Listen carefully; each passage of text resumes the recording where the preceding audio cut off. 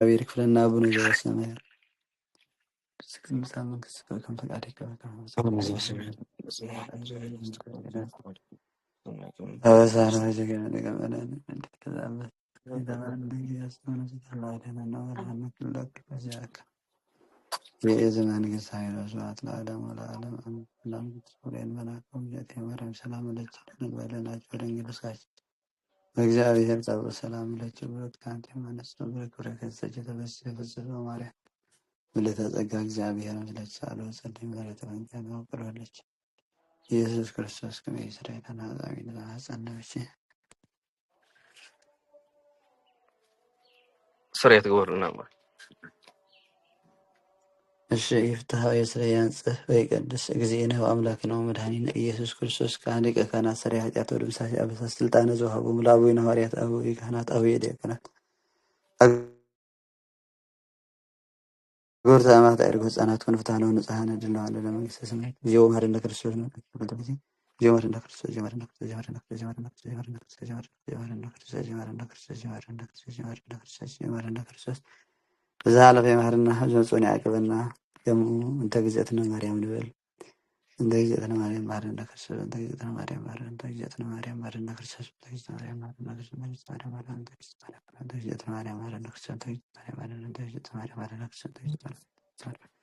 እንተ ግዘትነ ማርያም ማርና ክርስቶስ ጌታ ሰሬት ኃጢአት ተኮላ ከእግዚአብሔር ለማስራት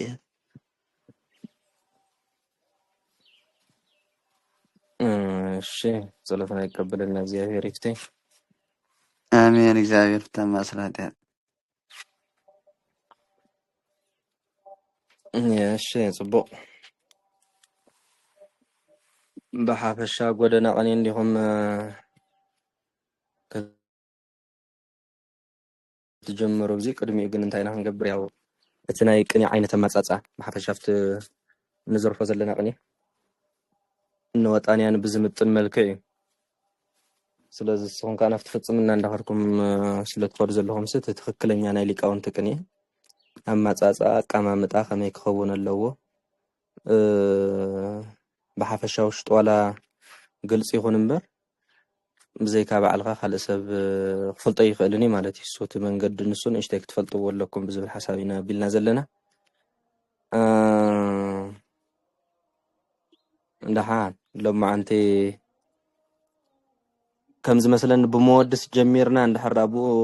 انت جميرنا يبز خبر تجمير كان بتحتي عند قال لك اسل زخيد بو اينا نجمر مالتي من اللغني زقبل حد أنت مودس نقبر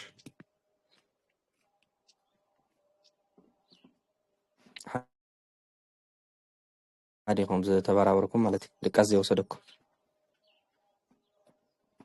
لكيسكم تعليهم ما يتحاسبوا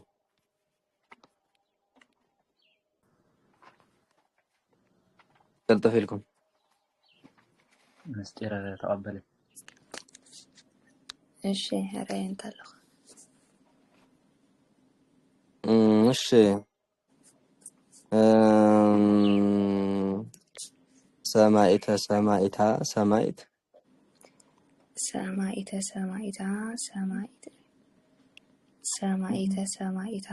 ሰማይት ድህረ እንተዘቦ ሰማይተ ድህረ እንተዘቦ ሰማይት ድህረ እንተዘቦ ከመዘቀዊመ ቆሙ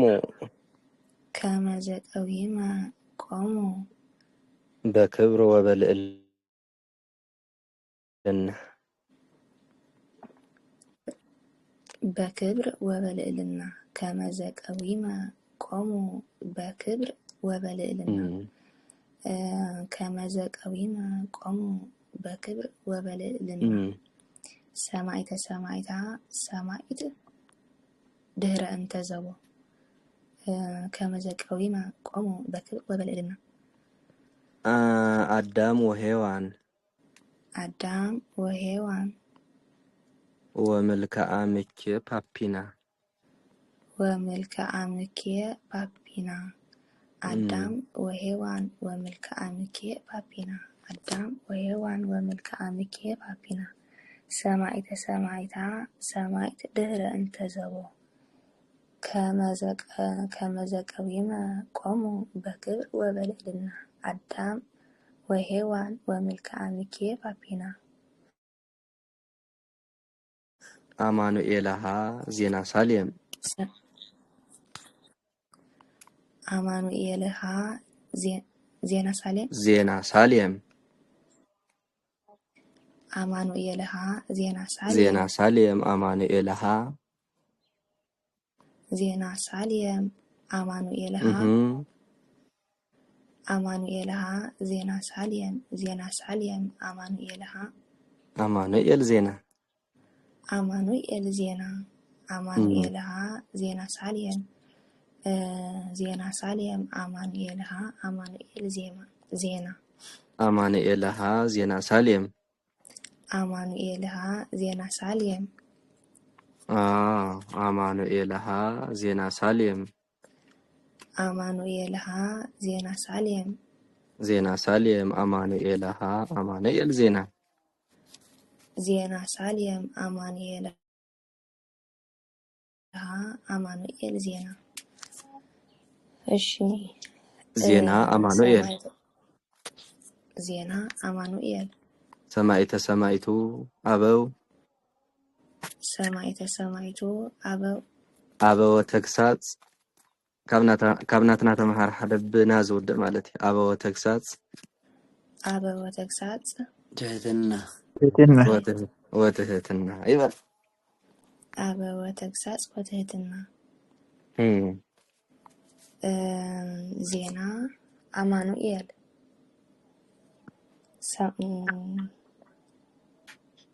ሰማዕተ ሰማዕቱ አበው ሰማዕተ ሰማዕቱ አበው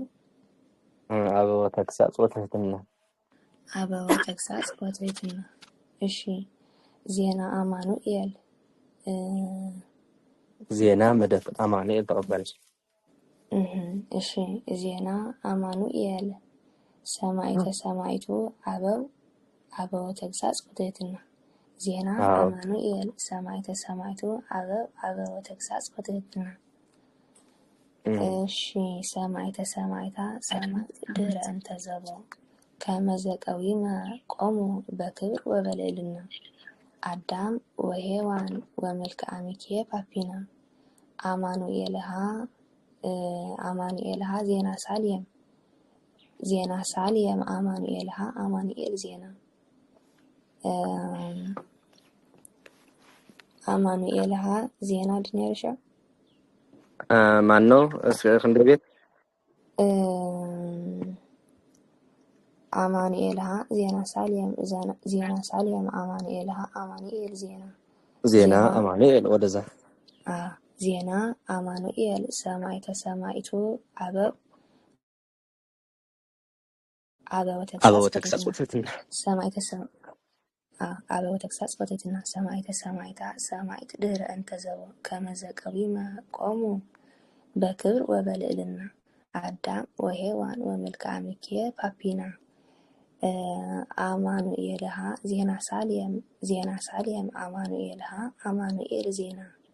ዜና አማኑኤል ሰማዕተ ሰማዕቱ አበው ተግሳጽ ወትህትና። እሺ ሓንቲ መልሳ ሰማዕተ ሰማዕታ ሰማዕት ድህረ እንተ ዘቦ ከመዘቀዊመ ቆሙ በክብር ወበልዕልና አዳም ወሔዋን ወምልክአ ሚካኤል ፓፒና አማኑኤልሃ ዜና ሳሌም አማኑኤልሃ አማኑኤል ዜና አማኑኤል ሰማዕተ ሰማዕቱ አበው ተግሳጽ ወትህትና ወሃለውሂ እስከ ይእዜ ወሃለውሂ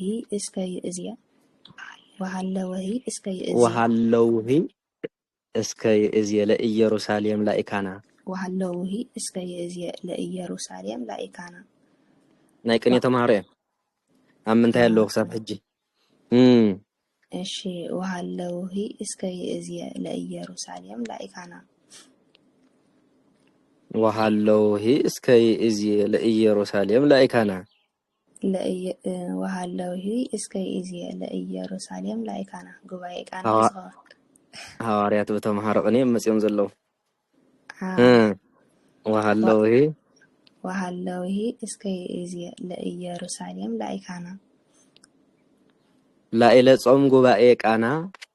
ላዕለ ጾም ጉባኤ ቃና ላዕለ ጾም ጉባኤ ቃና ላዕለ ጾም ጉባኤ ቃና ላዕለ ጾም ጉባኤ ቃና ወሃለውሂ እስከ ይእዝየ ለኢየሩሳሌም ላይካና ላዕለ ጾም ጉባኤ ቃና ላዕለ ጾም ጉባኤ ቃና አምጣነ መምህሮሙ ስጋ አምጣነ መምህሮሙ ስጋ ሐዋርያ አማልየቅ ሐዋርያ አማልየቅ ሐዋርያ ሐዋርያ አማልየቅ እሺ ናበዲ ዝኽየድ አምጣነ መምህሮሙ ስጋ ሐዋርያ አማልየቅ ፍና ሐዋርያ አማልየቅ ፍና እሺ አምጣነ መምህሮሙ ስጋ ሐዋርያ አማልየቅ ፍና ወሃለውሂ እስከ ይእዝየ ለኢየሩሳሌም ላይካና ላዕለ ጾም ጉባኤ ቃና ላዕለ ጾም ጉባኤ ቃና አምጣነ መምህሮሙ ስጋ ሐዋርያ አማልየቅ ፍና ዘኢሃደጎሙ በቅድምና ሀደጎሙ በቅድምና ዘኢሃደጎሙ በቅድምና ሀደጎሙ በቅድምና ዘኢሃደጎሙ በቅድምና ሀደጎሙ በቅድምና እሺ ወሃለውሂ እስከ ይእዝየ ለኢየሩሳሌም ላይካና ላዕለ ጾም ጉባኤ ቃና ላዕለ ጾም ጉባኤ ቃና አምጣነ መምህሮሙ ስጋ ሐዋርያ አማልየቅ ፍና ሀደጎሙ በቅድምና ዘኢሃደጎሙ በቅድምና ሀደጎሙ በቅድምና ወሃለውሂ እስከ ይእዝየ ለኢየሩሳሌም ላይካና ላዕለ ጾም ጉባኤ ቃና ላዕለ ጾም ጉባኤ ቃና አምጣነ መምህሮሙ ስጋ ሐዋርያ አማልየቅ ፍና ዘኢሃደጎሙ በቅድምና ሀደጎሙ በቅድምና እሺ ወሃለውሂ እስከ ይእዝየ ለኢየሩሳሌም ላይካና ላዕለ ጾም ጉባኤ ቃና ላዕለ ጾም ጉባኤ ቃና አምጣነ መምህሮሙ ስጋ ዘኢሃደጎሙ በቅድምና አምጣነ መምህሮሙ ስጋ ሐዋርያ አማልየቅ ፍና ዘኢሃደጎሙ በቅድምና ሀደጎሙ በቅድምና ሰማዕተ ሰማዕታት ሰማዕት ድህረ እንተዘቦ ከመዘቀዊመ ቆሙ በክብር ወበልዕልና አዳም ወሔዋን ወመልክዐ ሚካኤል ፓፒና አማኑኤልሃ ዜና ሳሌም አማኑኤል ዜና አማኑኤል ሰማዕተ ሰማዕቱ አበ ወተግሳጽ ወትሕትና ወሃለውሂ እስከ ይእዝየ ለኢየሩሳሌም ላይካና ላዕለ ጾም ጉባኤ ቃና ላዕለ ጾም ጉባኤ ቃና አምጣነ መምህሮሙ ስጋ ሐዋርያ አማልየቅ ፍና ዘኢሃደጎሙ በቅድምና ሀደጎሙ በቅድምና ሰማዕተ ሰማዕታት ሰማዕት ድህረ እንተዘቦ ከመዘቀዊመ ቆሙ በክብር ወበልዕልና አዳም ወሔዋን ወመልክዐ ሚካኤል ፓፒና አማኑኤልሃ ዜና ሳሌም አማኑኤልሃ አማኑኤል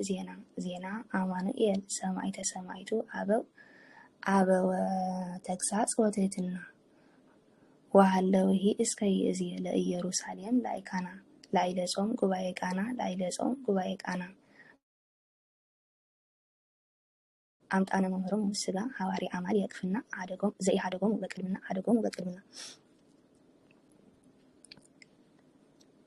ሰማዕተ ሰማዕታት ሰማዕት ድህረ እንተዘቦ ከመዘቀዊመ ቆሙ በክብር ወበልዕልና አዳም ወሔዋን ወመልክዐ ሚካኤል ፓፒና አማኑኤልሃ ዜና ሳሌም አማኑኤልሃ አማኑኤል ዜና አማኑኤል ሰማዕተ ሰማዕቱ አበወ ተግሳጽ ወትሕትና ወሃለውሂ እስከ ይእዝየ ለኢየሩሳሌም ላይካና ላዕለ ጾም ጉባኤ ቃና ላዕለ ጾም ጉባኤ ቃና አምጣነ መምህሮሙ ስጋ ሐዋርያ አማልየቅ ፍና ዘኢሃደጎሙ በቅድምና ሀደጎሙ በቅድምና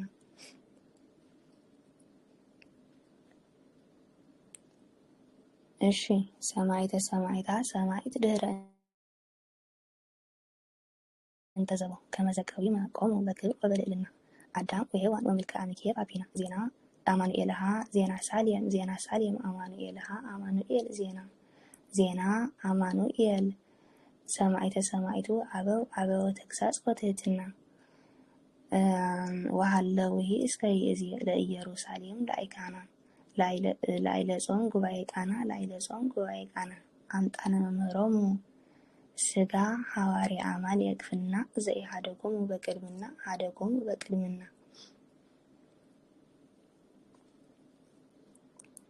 እሺ ሰማይተ ሰማይታ ሰማይት ድህረ እንተዘቦ ሰማይት ድህረ እንተዘቦ ከመዘቀዊመ ቆሙ ቆሙ በክብር ወበልዕልና አዳም ወሔዋን ወመልክአ ሚካኤል አቢና አማኑኤልሃ ዜና ሳሌም ዜና ሳሌም አማኑኤልሃ አማኑኤል ዜና አማኑኤል ሰማይተ ሰማይቱ አበው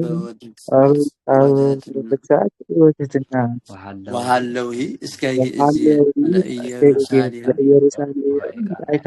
ለአይካና ላዕለ ጾም ጉባኤ ቃና አምጣነ መምህሮሙ ስጋ ሐዋርያ አማልየቅ ፍና ከመዘቀዊመ ቆሙ በክብር ወበልዕልና አዳም ወሔዋን ወምልክአ ሚካኤል ዘኢሃደጎሙ በቅድምና ሀደጎሙ በቅድምና አማኑኤልሃ ዜና ሳሌም አማኑኤልሃ አማኑኤል ዜና አማኑኤልሃ ዜና ሳሌም ሰማይተ ሰማይቱ አበው ተግሳጽ ወለልና ወሃለውሂ እስከ ይእዜ ለኢየሩሳሌም ላዕለ ጾም ጉባኤ ቃና አምጣነ መምህሮሙ ስጋ ሐዋርያ አማልየቅ ፍና ዘኢሃደጎሙ በቅድምና ሀደጎሙ በቅድምና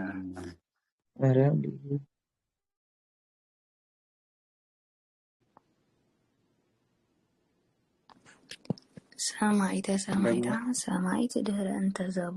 ከመዘቀዊመ ቆሙ በክብር ወበልዕልና አዳም ወሔዋን ወምልክአ ሚካኤል አቢና አማኑኤልሃ ዜና ሳሌም አማኑኤልሃ ዜና ሳሌም አማኑኤልሃ አማኑኤል ዜና አማኑኤል ሰማይተ ሰማይቱ አበው ተግሳጽ ወትሕትና ወሃለውሂ እስከ ይእዜ ለኢየሩሳሌም ላይካና ላዕለ ጾም ጉባኤ ቃና አምጣነ መምህሮሙ ስጋ ሐዋርያ አማልየቅ ፍና ዘኢሃደጎሙ በቅድምና ሀደጎሙ በቅድምና አዎ ትርጉም ክንጅምር ኢና ሕጂ ዝተውዕሉ አበው ተግሳጽ ወትሕትና ብዝበሎ ማለት እዩ የተግሳጽና የትህትና አባቶች ሐዋርያት ካብቶ አበው ተግሳጽ ዝበሎ ካብ በዓሉ ማለት እዩ የትህትናና የተግሳጽ አባቶች ሐዋርያት እዚኦም ከም ዘለውዎ ንገድፎም እሞ ሽዑ ናበይና ንኸይድ ከመዘቀዊመ ቆሙ በክብር ወበልዕልና ዝብለሉ ሓቀይ በየን ጀሚርና ኣለና አበው ተግሳጽ ወትሕትና ብዝበለት ማለት እዩ የተግሳጽና የትህትና አባቶች ሐዋርያት አበው ካፍቲ ዘርፊ ሒዙ ዘሎ እዮም ዝወፁ ዘሎ ሐዋርያት ማለት እዩ እነዛ ሐዋርያት ከመዘቀዊመ ቆሙ በክብር ወበልዕልና በልዕልናና በከፍታና በክብር መቆምን የቆሙ መላእክት ካብዘ ከመዘቀዊመ ዝበሎ ማለት እዩ ከመዘቀዊመ ቆሙ በክብር ወበልዕልና በከፍታና በክብር የቆሙ መቆምን የቆሙ መላእክት እንደ መላእክት ማለት እዩ ታከመ ዝበለት እንደ መላእክት በከፍታና በክብር መቆምን የቆሙ መላእክት እንደ መላእክት ይልና ኣለና ግልጽ ዲያ ዘላ ሓሳብ እዚኣ ካብኡ ድህረ እንተ ዘቦ ናብ ዝበለ ማለት እንደ መላእክት የነበሩ አዳም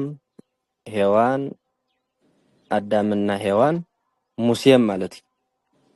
እንደ መላእክት የነበሩ ነበሩ ዝብል ዘሎ ቦይ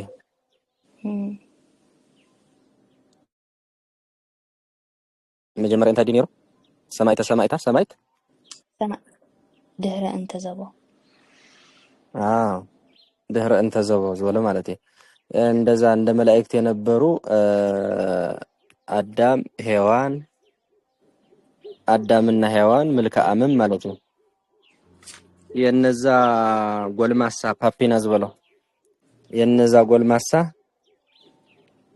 አምላክ ካብ ፓፒና ዝበለ አምላክ ዝወፅ ዘሎ እዚያ በትገሙና ተሐሳብ ካብታ ቦ ዝበለት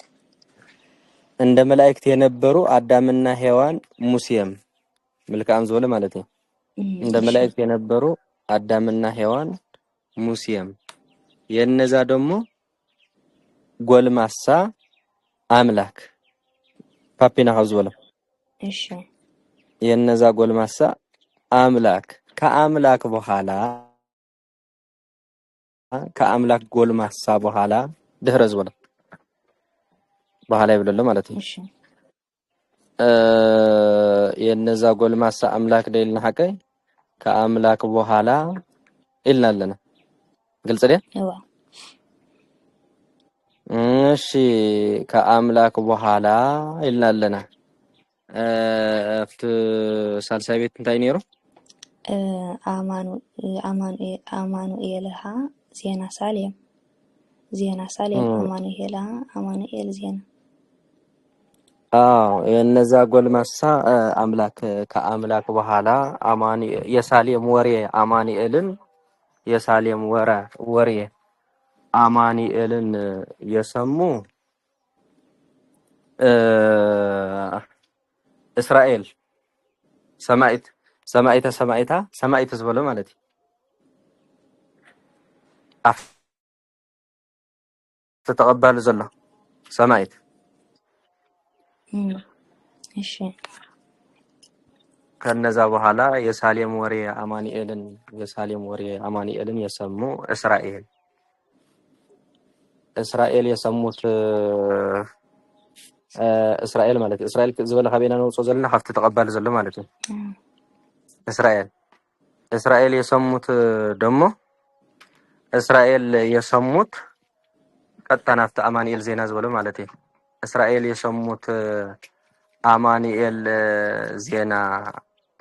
የሰሙት አማኑኤል ዜናን የሰሙ አባቶች ናቸው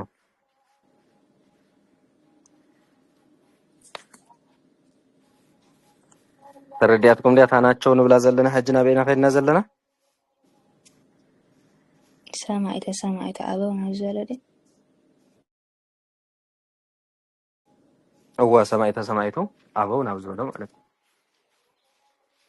አማኑኤል ወሬን እሺ አየንቴ ሳልሳይ ቤት ተጠጋ አማኑኤል የሳሌም ዜና ወሬ አማኑኤልን የሰሙት እስራኤል የሰሙት አማኑኤል ወሬ ናፍት መውቀዕ ቤት ናይ ማንደርደሪያ ማለት እዩ እንደገና እስራኤል የሰሙት አማኑኤል ወሬ ካብ ቀጽሉ ዘሎ ናፍት ማንደርደሪያ ቀጽሉ ዘሎ አማኑኤል ወሬን የሰሙ አባቶች ናቸው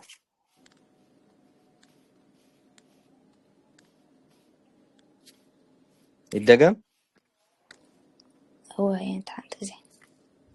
እጅበየኒና እንጀምር ዘለና አበው ተክሳጽ ወተህትና ብዝበልና ማለት ነው የተህትናና የተክሳጽ አባቶች ሐዋርያትና ሀብዛ አበው ሐዋርያ ተውጪናለና እነዛ አባቶች ከመዘቀው መቆሙ በክብር ወበልዕልና በከፍታና በክብር መቆምን የቆሙ መላእክት እንደ መላእክት ይልናለና ከመብዝወለ ማለት እንደ መላእክት የነበሩ አዳምና ሔዋን መልክዓምም የአዳምና የሔዋን የመልክዓምም ጎልማሳ አምላክ ከአምላክ በኋላ ከአምላክ በኋላ ዝኾነ ከተውጽሉ ትፈልኹም አምላክ ነው ብለለና ነበር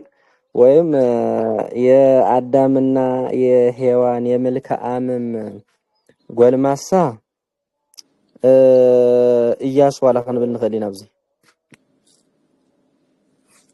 ኣብቲ ዘማለት ስለዚህ ከዛ በኋላ ተብሎ ድህረ ዝበለ ከዛ በኋላ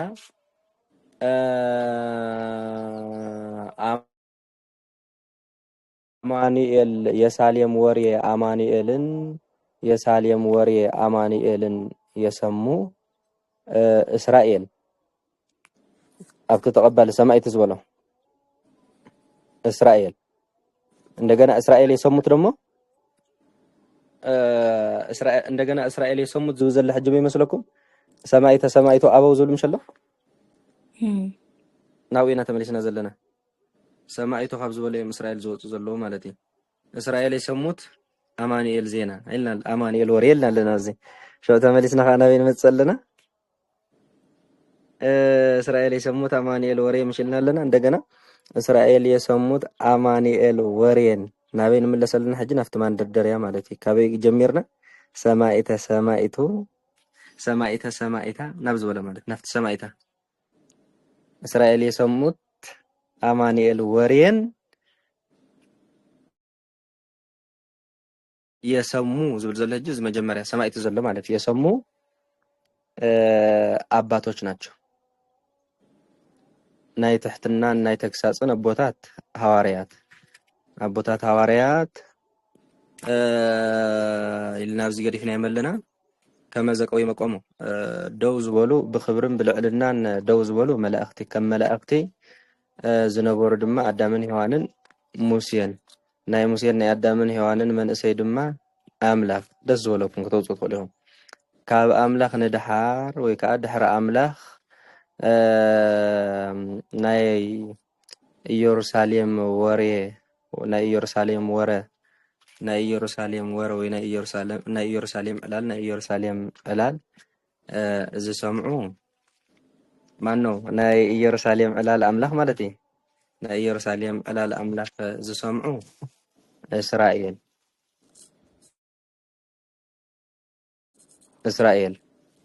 እስራኤል ዝሰምዕዎ እንደገና ወረ አምላክ ወይ ከዓ ዕላል አምላክ እስራኤል ዝሰምዕዎ ዕላል አምላክ ዝሰምዑ አቦታት እዮም ከም ሐዋርያት እዮም ከም ዝበሃል ዘለዎ ማለት እዩ አዳምን ሔዋንን ዝሰምዕዎ እቲ ሙሴ ዝሰምዖ እቶም ካልኦት እስራኤላውያን ቅዱሳን ዝሰምዑ ዕላል እዮም ማለት ከም አዳምን ሔዋንን ከም ሙሴን ጾይሞም ማለት ይንወርቁ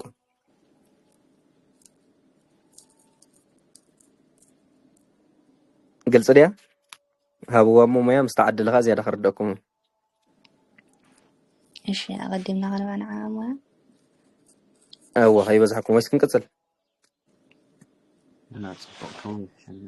ተዋሃብ እዚኣ እዚኣ መድሓን ከይተብለኩም እሺ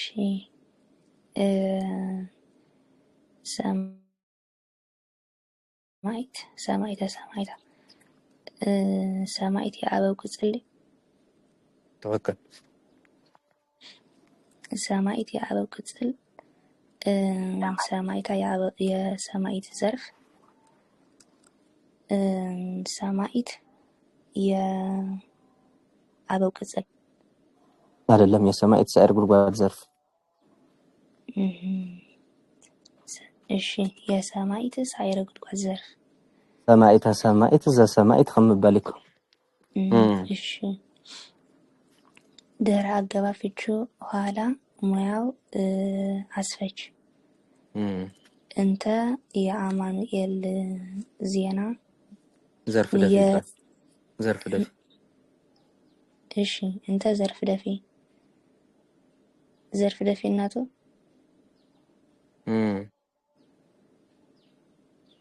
ድህረ ፓፒና አዳም የሚያሰኝ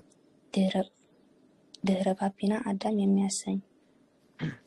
ፓፒና አዳም የሚያሰኝ ማለት የተድህረ ኮይኑ ገድፎ ኢልና ኢና ንማልኦ ዘለና ነበር إشي دحرينا حتى إشي هو بابينا عدم يمياسين إشي ذا نايتي أم بعل عدم وهوان كتسلي عبي زلزة دهر أنت زوز ولا هو ناتهم قصلي ذا يا عدم وهوان وملك عن كتسل مالتي بقول أن دي عسر زي طبقوال كما أقوى في تشندم يا واسفج ذا باقي هنا يا أسفج بالبيت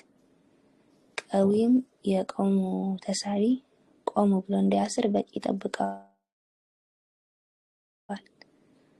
በአገባ ፍቹ በቆንቀሪ ሙያው ማድረጊያ ወአገባ ፍቹ እና ሙያው አጫፋሪ ክብር ልዕልና በወተ ጫፍረው የማድረጊያ ባለቤቶች ከማ አስፈች ምስበልክ ያንተ ልከ ከመዘቀዊ መዘንታ ይገርከ በቂ ሆነ አስፈች ባለቤት ቆይ ምን አይቆም ተስሐብ ማለት እሺ ጽቡ ወአገባ ፍቹ እና ሙያው አጫፋሪ ወአገባ ፍቹ ሙያው አጫፋሪ ደጋማ አጫፋሪ ደጋማ ጨፈራ አዳም ሔዋን መልካም በወተጫፈረው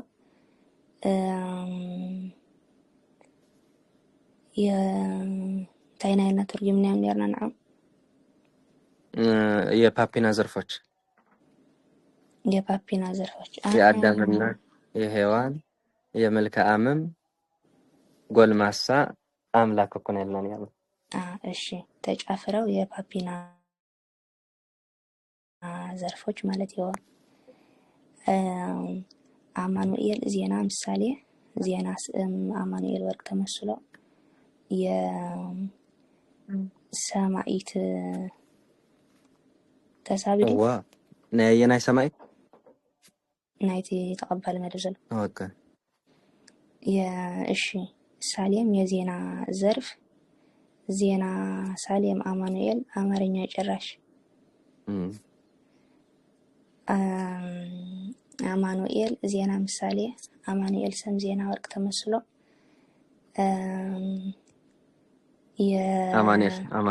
አማኑኤል ወርቅ ለአማኑኤል ሰላም ለኺለም ጸይሞም ኦኬ ንዕዴ ሰንገራ ርዳኒል ዜና ስም አማኑኤል ወርቅ ተመስሎ ናይመን ባለቤት ይኸውን ዝጋ ናይታ መጀመርታ ዘላ ሰማይት ናታ ተስሐብ ዘርፍ ተሳቢ ዘርፍ እሺ አማኑኤል ዜና ምሳሌ ዜና ሰም አማኑኤል ወርቅ ተመስሎ የሰማይት ተሳቢ ዘርፍ ማለት ነው እሺ ዜና አማኑኤል ሰማይት ተሰማይቱ አበው ዜና አማኑኤል ምሳሌ ዜና ሰም አማኑኤል ወርቅ ተመስሎ አማርኛ ጨራሽ አማርኛ ጨራሽ እሺ ሰማይት ሰማይት የአበው ቅጽል ናቱ ናይቱ ዜና አማኑኤል ቅጽል ከመይዳ ሶም በዓለም የም ተመብላዕ እቲ ሰማይቱ ማን ነው ሰማይታ ዲናልና ዘለ ሐቅ ይብላዕ ለይ ሓደ ያምዝያ ወላ ሓንቲ ፈላላይ ይብላን ሰማይታ ምዝበለት ያ እዚያ አስተርጎምና ያ ሜዲያ በቃ እስራኤል የሰሙት ዜና አማኑኤል እስራኤል የሰሙት ዜና አማኑኤልን ክልተ ጊዜ ማለት እስራኤል የሰሙት ዜና አማኑኤልን ማለት የሰሙ አባቶች ናቸው እሺ ሰማይት የዜና አማኑኤል ቅጽል ማለት ነው እሺ ሰማይት የሰማይት ቅጽል ዘርፍ ባ ተናይ ብሊ ዘርፍ ማለት አበው የውት መመርመሪያ ወት መርመራ ማሰሪያ አባቶች ናቸው አበው የውት መመርመሪያ ወት መርመራ ማሰሪያ አበው የቅኔ ባለቤቶች የውት ባለቤቶች እሺ አበው ተግሳጽ ወተትና አጫፋር ሆይነ ተግሳጽ ወተትና ቦት ጫፍረው የአበው ዘርፍ ማለት አሁን ጥያቄ ترجمة حزنان يعني تاني حسكوا ترجمة كده مالكم تدقم ده محبر عنسا هو تدقم ولا تدقم رأي بيني جمبر اللهم مسلكم أبو تكساس وتهتنا بزبلة مالتي የተግሳጽ እና የትህትና አባቶች ሐዋርያት ይላልና እዚያ ግልጽ ነው አበው ተግሳጽ ወተህትና ዝበለት ማለት ነው حزن اللهم ቢሆን በየኔ ጀምረለሁ በመጨረሻ ማለት ነው አበው ተግሳጽ ወተህትና ዝበለት የተግሳጽና የትህትና አባቶች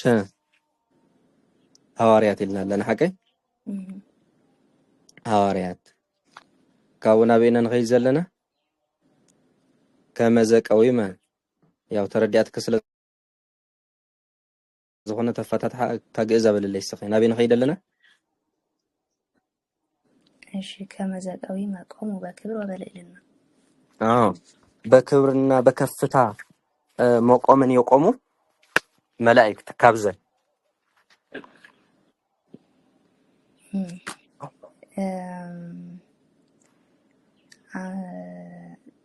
አዳም ወሔዋን ወምልክና ናብዝ በሎ እንዲጅ ፈጅና ወይና ከይድ ገነብዚ አንታይና ንገብር ዘለና መቆምን የቆሙ መላእክት መስበልና ማለት ይተከመን ብሎ ዘለና ሾ እንታይና ንብል ዘለና እንደ መላእክት አብቂ አላብዚ ተረዳትኩም መላእክት ምሽልና ለና እንደ መላእክት ይልና ለና ሾ አፍተከመዝ ወላ ካውና በእናን ኸይድ እንደ መላእክት የነበሩ አዳም ወሔዋን ወምልክአምኪ ባቢና በቃ ታዘስ ናብኦም ተቀጽለላ ማለት እንደ መላእክት የነበሩ አዳምና ሔዋን መልክአምም ሙሴም ማለት ግልጽ ዲያ ታዘያ ናብኦም ተቀጽል ዘላ ስለዚህ ትዘንድ ሕራና ናብኦም ተቀጽሉ ያው መቀየር ቦታ ይፈጠር ይመቸም ናይ ቅጽል መንገድ ተፈልጦ ይሆን አዳምና ሔዋን ሙሴም ይልናልና ሽዑ የሙሴ የአዳምና የሔዋን የሙሴም ጎልማሳ ፓፒና ዝበሎ ጎልማሳ ምን አምላክ ካመን ይዞጽ ዘለ ካፓፒና ዘርፍ ሒዙ ስለዘለ ይኸውጽ ይኽእል ማለት ሰም ዘርፍ ከያዘ ወርቅ ያወጣል የአዳምና የሔዋን የሙሴም ጎልማሳ ማን አምላክ እሺ አምላክ ወይካ አምላክ ባዕሉ አማኑኤል ንብለ ስለዘለና ኣብዚ ሓደ ካብ እስራኤል ነብል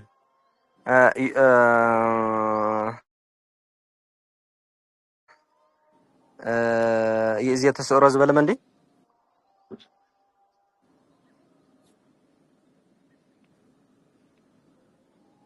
እስራኤላዊ የዚህ ተሰውሮ ለገብረከ እግዚኦ በሰላም በከማዘዝ ከዝበለ መኒ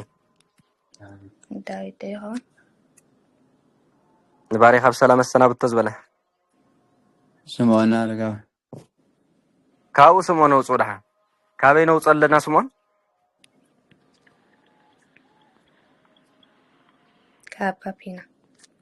ካፓፒና ማለት ድሕረ ስምዖን ማለት ድሕረ ስምዖን ይልናለና ስምዖን እጅ ካፓፒና ይወጸለ ድሕረ ስምዖን ዝብል ዘሎ ድሕረ ባዕሉ ማለት ድሕረ ስምዖን ይልናለና ክሳብ ዚያ ግልጽ ዲያ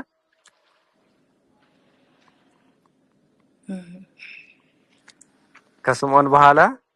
አማኑኤል ወሬን የሰሙ እስራኤል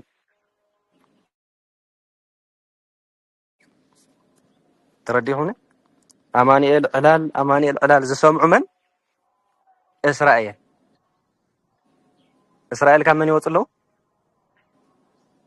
سماء هذا كفتا مدب تقبل الزلة مالتي أمانيل هاز ينا سالم أمانيل هاز بلينا خل تجذب لنا يزلنا مالتي إسرائيل ورين يسمو مانو يكرتا يا سالم وري አማኑኤልን የሳሌም ወሬ አማኑኤልን የሰሙ እስራኤል ከመን ይወጽለው ሀፍታ ናይ ተቀባሊት ማለት ናይ መደብ ተቀባሊት ግልጽ ላይ ሐሳብ ዚያ ሀፍታ ሰማይታ ዘወለታ አይኮነተን ካብቲ ያዳ ሀፍታ ተቀባሊት መደብ ከፍታ ሰማይት ካብ ሰማይት ማለት هجي كابتات سمايت مانو زرسك باللي حساب سالساي بي አማኑኤልሃ ዜና ሳሌም አማኑኤልሃ አማኑኤል ዜና ዜና ሳሌም ማነው አማኑኤልሃ ዜና ሳሌም አማኑኤልሃ ሳሌም የኢየሩሳሌም ዜና አማኑኤልን የኢየሩሳሌም ዜና አማኑኤልን የሰሙት እስራኤል ይልናለና እስራኤል ካፍታ ተቀባሊት መደበው ጺና ያመለና ይልናለና ግልጽ ዲያ كابينة تقبلت مدبين زينا ما سمعت አይኮነትን ሰማይተ ዝበለት እዚያ ሰማይተ እዚያ اوكي እሺ እስኩም አለሁም ረብ ዓድ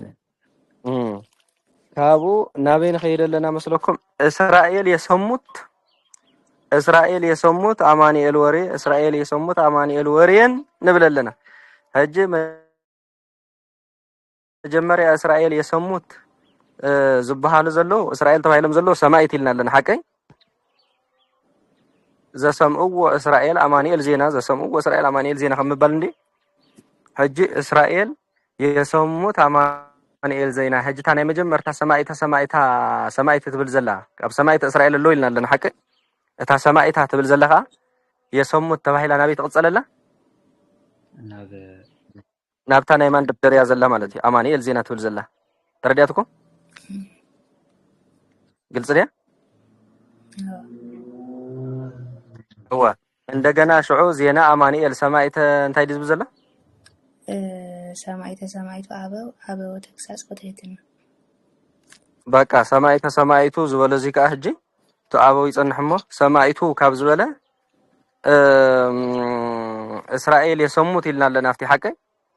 እስራኤል የሰሙት አማኑኤል ወሬ ይልናልና ካብላ ዘምጻና ያናፍት ማንደብደሪያ ማለት ነው እዚ ድማ እስራኤል የሰሙት እንደገና ረዳሁኒ እስራኤል የሰሙት ይልካ ነብይ ይመለሰሉ ናፍት አማኑኤል ዜና ይመለሰሉ ማለት ነው ንኽረዳኩም ሰማይቱ አበው ብዝበለክን ፈትሕ ማለት እዩ ሓደ እንዴን ዘለዋተን ትርጉመን እስራኤል የሰሙት አማኑኤል ዜናን የሰሙ አባቶች ናቸው بقدميتم بدحريتن ስለዝኾነ እንበር ሓደ እንዘሎ እስራኤል መስበልኩም የሰሙት አማኑኤል ዜና እስራኤል የሰሙት አማኑኤል ዜና ክልተ ጊዜ እስራኤል የሰሙት አማኑኤል ወሬ ንብል ምሸለና እታ ሓንቲ በይዘላ ይብለኩም ኣለኹ እታ እስራኤል የሰሙት አማኑኤል ወሬ ትብል ዘላ ዜና አማኑኤል ሰማይቱ አበው ዝበለት ማለት ሰማይቱ አበው ዝበለት እስራኤል የሰሙት አማኑኤል ወሬልና ያለና ተኻለይቲ እስራኤል የሰሙት አማኑኤል ወሬ ንብላ ዘለና ድማ እታ ናይ መጀመርታ ሰማይተ ዝበለ እስራኤል የሰሙት ናብያት ኸይድ ዘላ ሰማይታ ዝበለ ናበይ ተቀጸለላ ናብ ዜና አማኑኤል ማለት በቃ አማኑኤል ዜናን የለም ስትብልና ነርና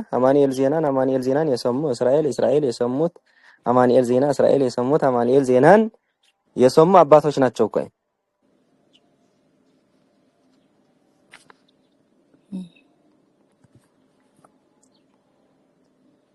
يتكستت لكم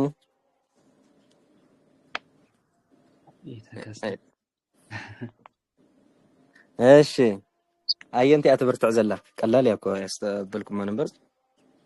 እናፍተናይ አማኑኤል ዜና ገረሲ አፍተናይ ምስት ሰማይተ ዝብዘሉ በደል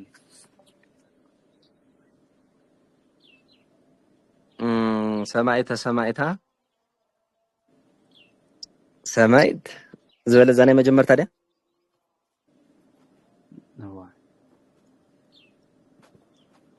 ዘሰምዑ እስራኤል አማኑኤል ዜና ንብል ነው ሰማይት ዝበለ እንታይ ዓይነት ዘረዲ ሰማይት መድበል ይቅጸልን በቃም ልክ ከም ውስጠዘ ስለዝኾነት ያንበር ከም ግልጠዘ ኮይና እኮ ተቀጽል ዘላታ መድበል ናብ መንዲያ ተቀጽል ዘላ እስራኤል ዝሰምዕዎ ኣማኒኤል ዕላል ያኮ ትብል ዘላ ቀላል ያኮ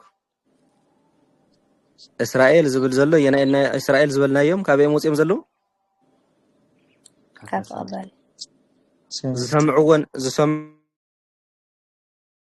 ንብላ ዘለና ከየንቲያ ዜና ኣማኒኤል ሰማይታ ዝበለት ሰማይታ ሰማይታ ታዘርፍ ዘላ ሰማይታ ዝበለት ናበይ ኣትኸይ ዘላ ዛዘርፍ ዘላ ኣማኒኤል ዜና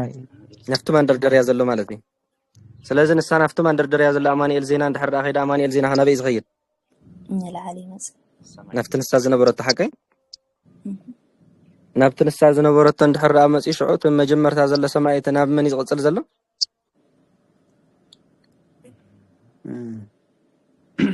ናብ ኣበው ማለት እዩ ናብ ኣበው ስለዚ ንሱ ናብ ኣበው ይቕፅል እንድሕር ዳ ኮይኑ ዘርፍ እንደ ሒዙ ዘሎ ሰማኣ ገቢር አንቀጽ ሓቀይ ናይ ግድን ስሒቡ ክቕፅል ኣለዎ ማለት እዩ ስለዚ ተቀያይሮም ኢልና ኣለና እታ ሰማይታ ዝበለት ናብ ኣማኒኤል ዜና ከይዳላ ኢልና ያለና ኣማኒኤል ዜና ከዓ ናብቲ ንሳ ዝነበረቶ መፅኡ ኢልና ያለና ሽዑ ሞይኡ እንታይ ክኸውን ናይ ግድን ተሰሓቢ ዘርፊ ክኸውን ማለት እዩ ናይ ግድን ተሰሓቢ ዘርፊ ክኸውን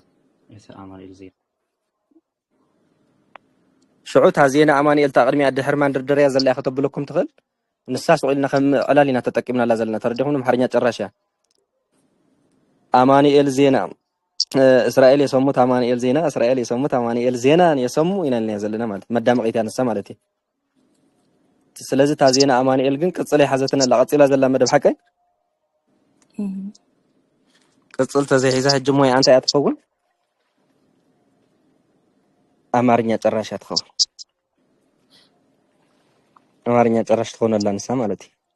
አምንታ ያንዘራኸባ ዘሎ ሐሳብታ እስራኤል ዝሰምዕዎ አማኑኤል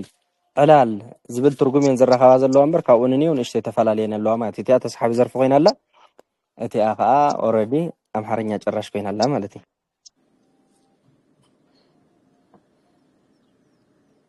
ሽን ታሙያ ተደገመለ ግልጽ ነው ዘርዚሮ ድጋሚ ተዘርዚሮ እንታይ እቲ ዘርዚሮ ዘሎ ሲ ነቲ ሳይር ጉድጓድ ዘርፈና መጽ ተባይለ ዲ ሳይር ጉድጓድ ዘርፈና ከምጽ ምክንያቱ ከም አንተ ዘይ ኮይና ይትኸውን ያክ ትባላሽ እታ ሰማይት ዝበለታ እስራኤል ሙያ ይተህልዋን ወይ ናቢብና ከነምጾ ነርና እንድሕር ዳ አማራጽ ዘይብልና ከንታይ ዘርዚርና ነብሎሞ ያው እንተ ዘርዚሩ ከም ትፈልጥዎ ሳይር ጉድጓድ ዘርፍ ክኸውን ስለ ዝኽእል እታ ሰማይታ ዘርዘረትሉ ቀንዲ ምክንያት እታ ሰማይት ዝበለት እስራኤል ዝወጹላ ሰማይት ማለት እዩ ናብኣ ዘርፍ ንኽትከውን ሽን ታታ ሙያ ተደገመልና እሺ ድገሚ ሎቶሙ ድገሚላችሁ ሰማይት የአበው ቅጽል ሰማይት የአማኑኤል ዜና ቅጽል ሰማይት የሰማይት ሳይር ጉድጓድ ዘርፍ ድር አገባ ፍቻላ ሙያው አስፈች እንተ ዘርፍ ደፊነቱ ፓፕ ድህረ ፓፒና አዳም ወይ ድማ ፓፒና አዳም ወይ ሔዋን የሚያሰኝ ዘ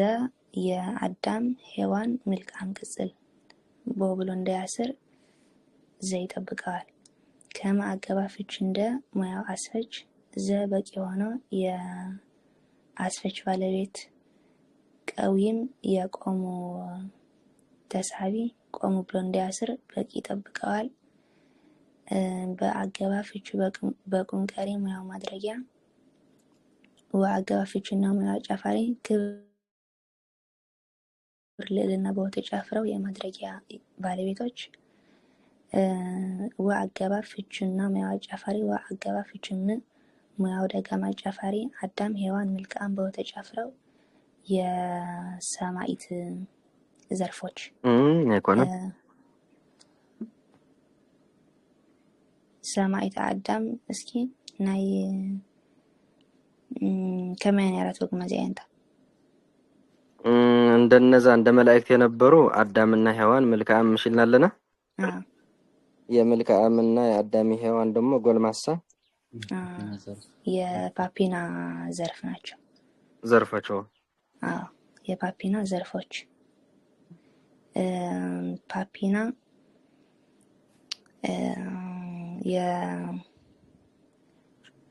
የአስፈች ባለቤት ድህረ ከዛ በኋላ ስላለ እሺ አማኑኤል ዜና ምሳሌ ዜና ሰም አማኑኤል ወርቅ ተመስሎ የሰማይት ተሳቢ ማለት ነው። ሳሌም የዜና ዘርፍ ዜና አማኑኤል ምሳሌ አማኑኤል እዚ ድሓን አማርኛ ጨራሽ ዜና ሳሌም አማኑኤል ዝበለው አማርኛ ጨራሽ አማኑኤል ዜና ምሳሌ ዜና ሰም አማኑኤል ወርቅ ተመስሎ የሰማይት ተሳቢ ዘርፍ ናፍታ ናይ መጀመርታ ዘለሓቀ ዜና አማኑኤል የሰማይት ተሳቢ ዘርፍ ናይቲ ታሕቲ ዘሎ ማለት እዩ። ኣብይ ዘለኹ ኣብቲ ማንደርደሪ ወይስ ካብ ቆፂሉ ዘሎ ራብዓይ ቤት ንሱ ዳ ስቁኢሉ አማርኛ ጭራሽ ኮለ እሺ ዜና አማኑኤል አማርኛ ጨራሽ ሰማይት እስኪ ቀደም ሲያታናይ አማኑኤል ዜና ሳሌም አማርኛ ጨራሽ እሺ ድምጽ ኻይ ትሕት አለው ብጣዕሚ መርኬታ አታናይ ማንደርደሪያ ዘላ አማኑኤል ዜና ሳሌም ድረቱ ዘላሲ ሰውን አማርኛ ጨራሽ ነርና ምሳሌ ከማደ ወሳ አመታ ቀዳሜት ምሳብናት ያ ኸለይት አማርኛ ጨራሽ ክልተ አማርኛ ጨራሽ ኣለዋና ተሓንቲ ገቢር ተሓንቲ ኸ ተገብሮ ማለት እዩ።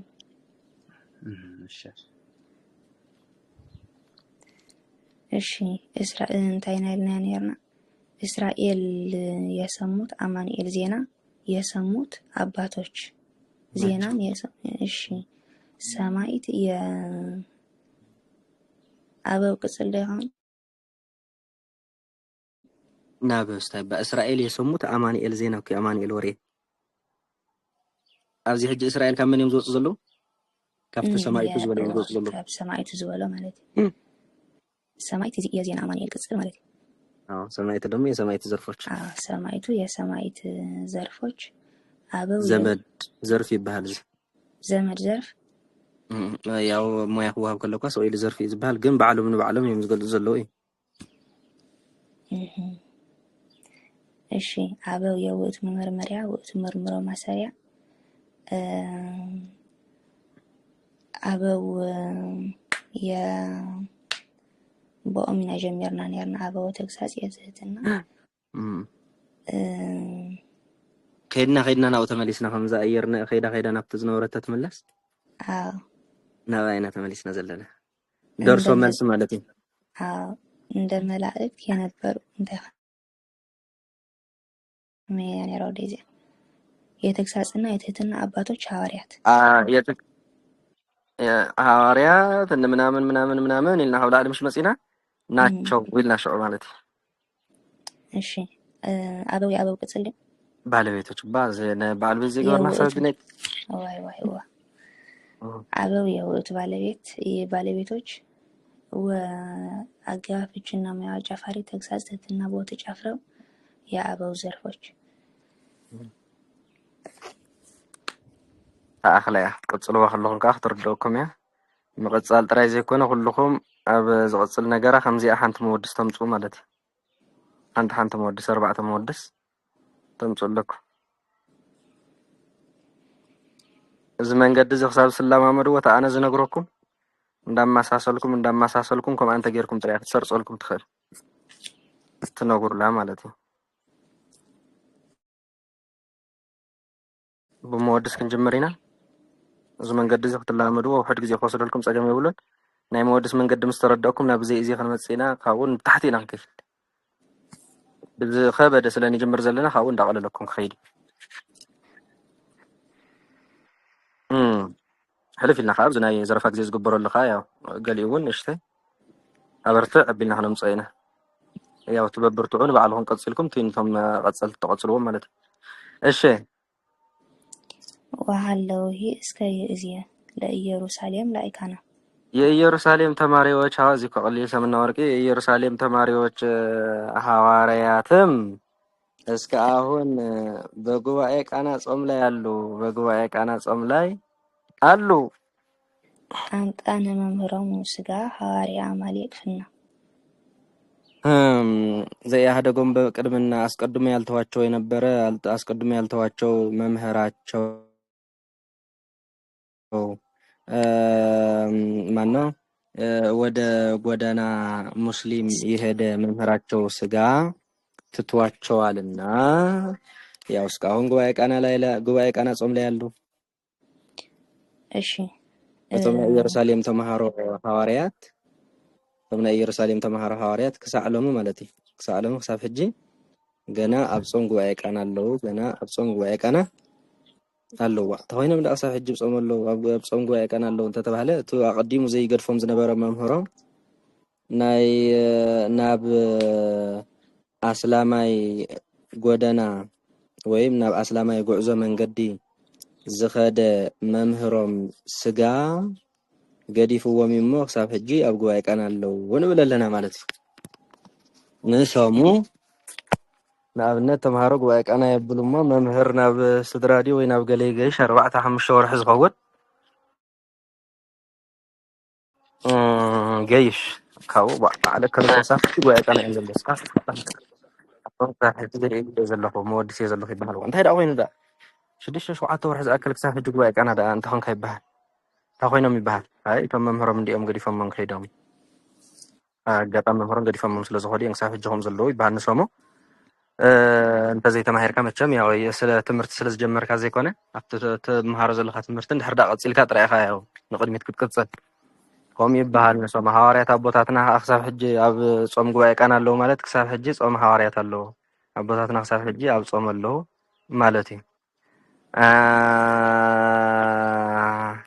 እቲ መምህሮም ከዓ ናብኡ ገዲፍዎም እቲ መምህሮም ስጋ ናብኡ ገዲፍዎም ከይዱ ዝብሃል ዘሎ ናብቲ ኣስላማይ መንገዲ ገዲፍዎም ስለ ዝኸደ ኢና ንብ ዘለና ያው ቦታትና ሐዋርያት ንስጋ ገዲፎም ይጾሙ ኣለዉ እቲ ስጋ ከዓ ናፍቲ ኣስላማይ መንገዲ እቲ መምህሮም ስጋ ከዓ ናፍቲ እስላማይ መንገዲ ከይዱ ማለት እንታይ ማለት እዩ ንወርቁ ገሕዱ ኣብዚ ሰዓት እዚ ንስጋ አይደለም ኣብዚ ሰዓት እዚ ንስጋ አስላም ጥራይ ይበልዑ አስላም ጥራይ ይበልዑ ወለው ንሕና ንበልዑ የለና ማለት ናና ነገደና እንደዛ ማለት ነው መልሳን እንደወዛ ተመቃለሉ እሺ አው ሰመሰነ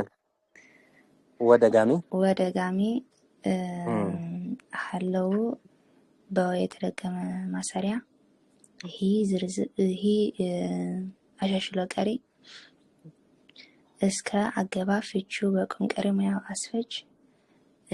የእዚያ እስከ የእዚያ የአስፈች ባለቤት ለዘርፍ ደፊነቱ ለአካል ኢየሩሳሌም የሚያሰኝ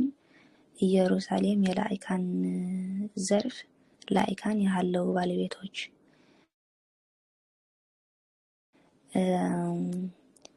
ላይለ ጾም በጉባኤ ቃና ላይ ያሉት ዲናል ላይ ነው ነዚያ ላይለ ዝበለ ላይለ አገባ ፍቹ ላይ ሙያው ማድረጃ በካለ ማድረጃ ከካለ መነሻ ጾም ጉባኤ ቃና ምሳሌ ጉባኤ ቃና ስም ጾም ወርቅ ተመስሎ የማድረጊያ ባለቤት ማለት ነው ላይለ አገባ እሺ ላይለ አገባ ፍቹ ላይ ሙያው ማድረጊያ ጾም ጉባኤ ቃና ምሳሌ ጉባኤ ቃና ስም ጾም ወርቅ ተመስሎ የማድረጊያ ባለቤት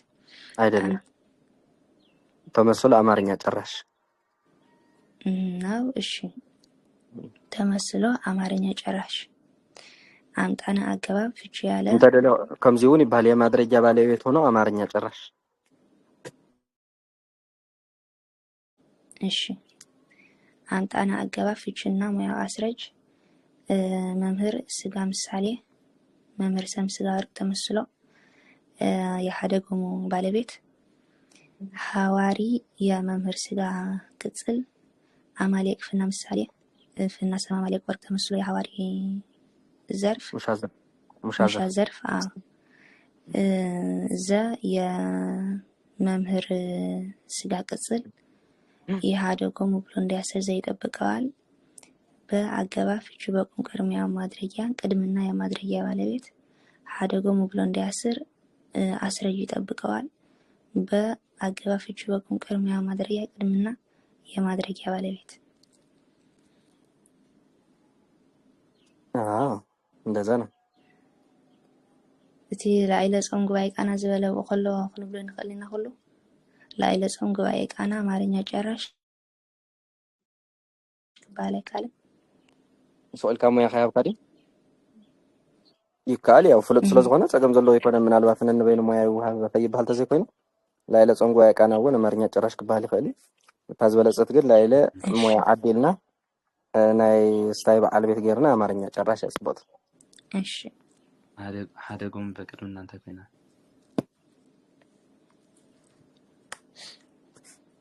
ይሰማል። ሀደጎሙ ከይተኣስርታ ኣስረጅ ትኽእልዋ ኣስረጅ ትሕልዋ ዘይ ሀደጎሙ በቅድመና ቅድመ ሕጂ ዘይ ሀደጎሙ ደመን ማለት እዩ። ቅድመ ሕጂ ገድፎም ዝነበረ ጽቡቕ ዝምህሮም ዝነበረ ማለት እዩ። እጃነ እዚኣ ይምህረኩም ኣለኹም ምሽ ዶ እንድሕር ዳ ሓደ ክልተ ሰሙን ስቑኢለ ጥፍእ ድንጉይ ክብል ተጀሚረ እንተ ሰለሙን መጀመርታ እዮም ጽቡቕ ዝምህሩና ነይሮም። ሕጂ ግን ኣይደሓኖም ኩራት እዮም ዝሕልው በቃ ሸለል ይብሉና ኣለዉ ገለ ዝብል ተምሃር ሓቂ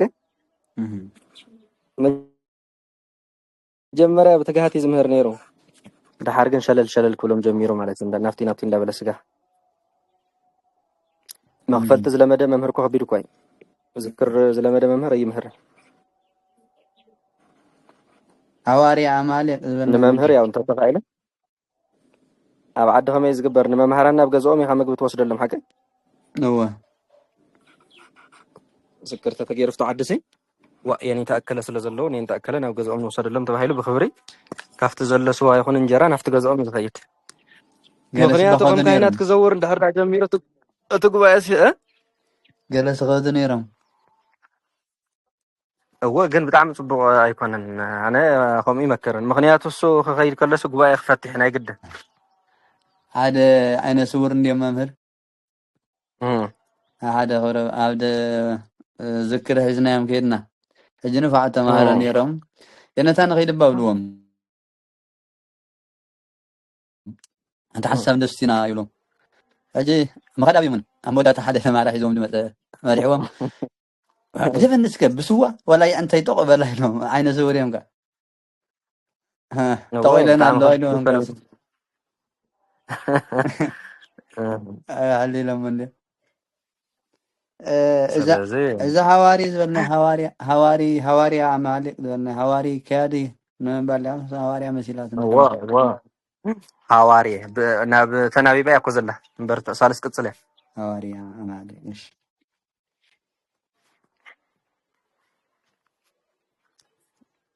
صبوق يركم قصلوا لو ما تقصلوا بزقصل حاموس قال ما تحت قاعد دقينكم تقصلوا عربها أنا زيات مسل كنيتهم تقوم مالتي يعني تسمع كير كبير بتسمع تسمع له ويس من تاجر قيس تحاز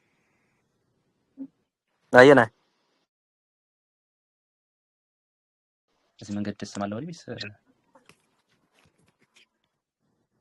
ويلا يا خي بدنبي هجموا يا تلامامدو كاو غودنا قني ናብ ጎደና ይኹም ክፍታቱ ካብ ጉባኤ ቃና ጀሚርኩም ሽዑ ንቅድሚት ክትቅፅሉ ኢኹም ስም ኣለዎ ወላ ስም ኣለዎ ኩሉ ቀኒ ንምትሓዙ ነታ ዘርኢ ንምሓዝ ብጣዕሚ ዝቐልል ዘርኢ ምትሓዙ ጥራይ ዘይኮነ ምቕላሉ እስኽተ ዘይፈትሕ ኸ ማንም ሰብ ፈትሐ ይኽእል ዲዚ ሕጂ ማንም የንተ ከምዚ ገይርና ነይሩ ሓደ ናይ ቅኔ ሊቅ ዝብል ማለት እዩ ስቑኢሉ ኣነ ምኩሕ ናይ ብሓቂ ዝብል የንታ ከምዚ ገይሮም لنا ነይሮም ወድስ እዚ አፍታሐልና ልኩም ይፈትሐን እዚያ በቃ ባዕልኻ ተረዲኹም ናይ ጎንጂ ሕጂ ሕቡ ይንብሎም ሽዶ እዚ ናይ ዋድላ ሕቡ መንገዲ ይባሃል ናይ ጎንጂ ሶልካ ብዘዘ ይትሕባ ናይ ዋድላ ናትና ከዓ ያው ሰምና ወርቂ ውሽጡ ከም ትሪእዎ ዘለኹም ግን ንቅድሚት ንድሕሪት ናፍቲ እንዳበልካ ተመላልሶ ስለ ዝኾነ እዚኣ በዓሉ መምህር ጥርቀ ዝፈልጣ ሕጂ ንገብሮ ኢየሩሳሌም ብእሲት ምናምን ገለ ንብሎ እዚ ግልፂ እዩ በቃ ንጀማር ዝምጥን ኮይኑ በቃ ኩሉ ሰብታይ ክበሃል ተደሊኹም ዘሎስ ከራቅቆ ይኽእል እዩ እዚ ግን ፍፂሙ ካልእ ክፈትሐ ዝኽእል ሰብ እዩ ንምትሓዙ ጥዑሚ እንደገና ንባቡ እውን ብጣዕሚ ጥዑም አማኑኤልሃ ዜና ሳሊጥ አማኑኤልሃ አማኑኤል ዜና አማኑኤል ሕጂ ሰብ ይጨንቆ እዩ ዘይተማሃረ ሰብ እንታይ አማኑኤል ዜና እንታይ ዜና አማኑኤል እንታይ ክገብሮ ሞያ ገለ እዩ ዝብል ናበይ ክኸውን ይብል ይጭነቕ ስለዚ ዘርኢ ንምትሓዙ ጥዑሚ ንንባቡ ፅቡቅ እዩ በቃ ንዘረፋ እዚ ብጣዕሚ ፅቡቅ እዩ ኣብ መድረኽ ኮፍ ኣቢሎም እዮም ዝሓትካ እዚኣ ፍትሐልና ተርጉመልና ኢሎም ማለት እዩ የነታ ስለዝን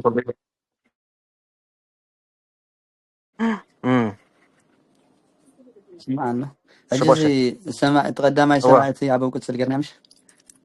هو أجي قال لي خاجن أبد حريص أن هنا نبتي ناب كله نتاعن كسات سجيرو قصال سوال حد شجري يقولون على ديجي ولا حد السجر عن قتيل زين سمعت أفتر فتاة حياة ترجم مالتي بقى فتاة حياة ترجم الجيل حليف بحال تغين صح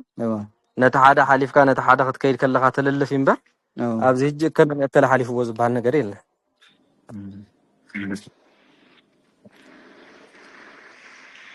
أوكي يعني أنت قد ما مخاتكم دعان كنب بلاتها ترجمة هيزني يعني حزني يعني من تقدري ناسي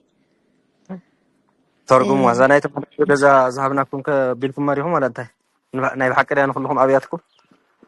إيه نايتها هاتوني رزق أولس زمزة صوم لا شو أنا رزق مرجيتا صوم لا ياريد كنيهم صوم لا ياريد هو مرجيتا تأهل كان يركزات خون ديت خون أنا نشت حاسي ولا سايد خونني لو أنت أولس تخوني اللي يمسي وازل مستير تالكيا أنا هنا يتخون لا أنت أبو شايم روخا أنا سير أخوان أين وركم من دثمالة من بار كان يرين نفتح كنا هبست لجورجيس كسادو أيبلني الناس أفتقاو كورينا نيرنا هنا أبناء قنجي دي زلي راهم من قلنا راهم من مثلا قنجي قل بحث الشاسي الزنباب زيناي زرفت أمزاج نباب دامبر نايم تاي نباب يكونه ناي زرف ده هو كتقرر حرا هنا خمي أخذ بالنيرة فما لأريد كوني هو تتبلي عم بتعريت نيرة مالي تقول بحجي وين زرف أي جيبي ولا أنت تناوي وهم زي خون دزبل حتى طلع النير الناس نباب زياتها مالي باولس زمزان هي أمزاجية صوم لياريد كوني هو زولو مالتي صوم زياريد كوني أنت تبلغن وخانت نير هذا انتهي بخانة كما أول ينتاكو أمزاج كما أول مرجيتا تصوم سب ورقة تغينا جنبار صيف تغينا اللهم ده نقني ورقة جير أزياء وإنك تكون تغينا نقني ورقة نقبر لنا أنا زيارة تصوم كتير الله عند حردا خم وهنا خاك أني زيارة كني زيارة تصوم كتب لله عند حردا تصوم ورقة هنا مالك زي حليت جنبار صيف زبان نجار مشلو الدنيا كاين رسعة ذكرنا زي أما كم زي ملص كلكم ملص لنا أخم تبلفتاني مشيت هم تستوالت ده حمريت ناس لزلنا سوقن صقم يقولون كذكرنا أنت جاي تقسم زرف بينات الدنيا ما ترجمة أخلاقكم بدبري قتلوا أون أي أنت إذا إني جنبار صيف يا دي إني زرف أنت جاي راح سينارة نسي لولا كم صوم زيارة أنت أي أنت أسكت تزرع إني هو لياري لسه صوم لياري إني هو مشلا أتي إني صوم المسيلة أتي ياري ديك إني زرف أنت جاي راح سيه جس بسم يوم تيجي نمن بس صوم دي سام ويسكني ورقي صوم ورقي وما سلسمنا ورقة تنابس يمثل ماني قدم الماني كتلا سن لازم تايري خلك يا زلها وخال الزرارة وصومت اني يا ريدك خلك يا زلها صوم قديمو مالتي جنبار صياف يا تبال زا صياف زي يبقى شرقم يا مستيف እሺ ከትርጉማ እያየን ተዋላ ቅንያ ترجمة هم ترجمة برمو يدا أخلاق ترجمة እሺ جميل አበው ተግሳጽ ወተትና የተግሳጽና የትህትና አባቶች ሐዋርያት ብድሕሪኦም ከመዘቀዊ መቆሙ በክብር ወበልዕልና በክብርና በከፍታ የቆሙ መቆምን የቆሙ መላእክት እንደ መላእክት የነበሩ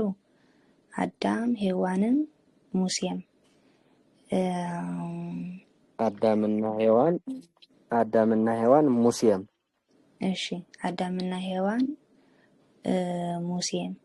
የአዳምና ሔዋን የሙሴም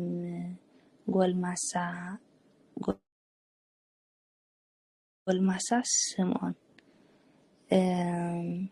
ከስምዖን ጎልማሳ በኋላ አማኑኤል ወሬን የሰሙ እስራኤል ናይላንዲያና አማኑኤል ወሬን የሰሙ እስራኤል አማኑኤል ወሬን የሰሙ እስራኤል የሰሙት ደግሞ አማኑኤል ወሬ دقمية إسرائيل يسموت أمانيل ورين دقنا እስራኤል ደጊማኤል እንደሺ እስራኤል የሰሙት መጀመሪያ ጋር ብለ እስራኤል የሰሙት አማኑኤል ወሬ እስራኤል የሰሙት አማኑኤል ወሬን ይልክ ተቀጽል ማለት ነው ተኻለይት እሺ እስራኤል የሰሙት አማኑኤል ወሬ እስራኤል የሰሙት አማኑኤል ወሬን የሰሙት አባቶች ናቸው ማለት ነው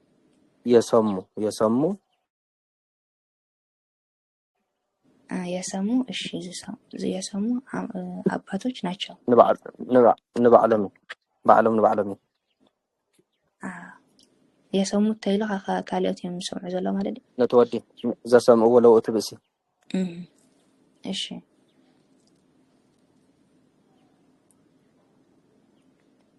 كده تا كفى وحلو هيس كي إزيل إيروساليم لا إلى صوم ጉባኤ ቃና የኢየሩሳሌም ተማሪዎችም ጉባኤ ቃና ጾም ላይ እስከ ዛሬ አሉ አምጣን መምህሮም ስጋ ሐዋርያ ማለቅፍና ዘያሃደጎም በቅድምና በሙስሊም ድናይልና ያራዚያ በሙስሊም መንገድ ወደ ሙስሊም መንገድ የማይተዋቸው የነበረ ወደ ሙስሊም መንገድ የሄደ መምህራቸው ስጋ ትቷቸዋልና ማለት ነው እሺ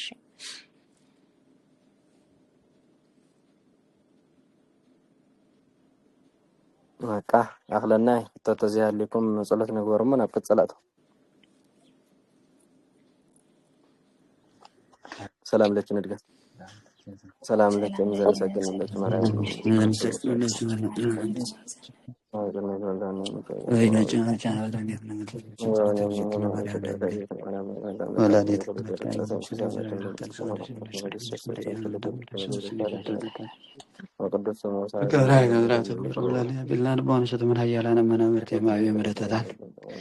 وأذكرهم بركته لرمان فنا ورقون بنا ودوكل ذرائق اللي وذكر سهل زي ودوم لابوين أبراهام ولا زرس كلا علم أعلم وهاري أملاك مهار الناس على أملاك سهل الناس تمارنا يتم تسلات لبنا يسحب لنا نورنا علما أن بركة على ريتنا ما أملكنا كلهم كل سنة جابير كلنا سلطان السبب مكرر شكل زلنا ورهم صحيح مزحم ومحرت تحزن مسألة عن سجن أمر رك أفتر له أملكنا أبونا زب السماء قدس مكان زمان قصك كم فكارك كم بسمعك كم هم بس اسمه لك كان هم اللي مريدنا አበሳነ ወጅግነ ከመነነ ነደግረ አበሰነ ከበአነ እግዚኦ ሰምነ ተላረነ ነው ባላህነ ኩሉ ኩሽመዚያ ከየት መንግስት ኃይሉ ስብሐት ለዓለሙ ለዓለም አሜን። ሰላም ቅዱስ ገብርኤል መልአኩ ወግዘት የማርያም ሰላም ለች ድንግል በህልናቸው ድንግል እስከ በእግዚአብሔር ሰው ሰላም ለች ብሩክ አንተ ማለት ወበሮ ክብረ ከርሰጅ ተፈሴ ፈሰተው ማርያም ምልዕተ ጸጋ እግዚአብሔር ምስለ ጻፉ ስሊ ምህረተ በእንቲአነ አፍቅሮ ወልደች ኢየሱስ ክርስቶስ ከመ ይስረይ ለነ ኃጣውኢነ ተማጸነ ብቼ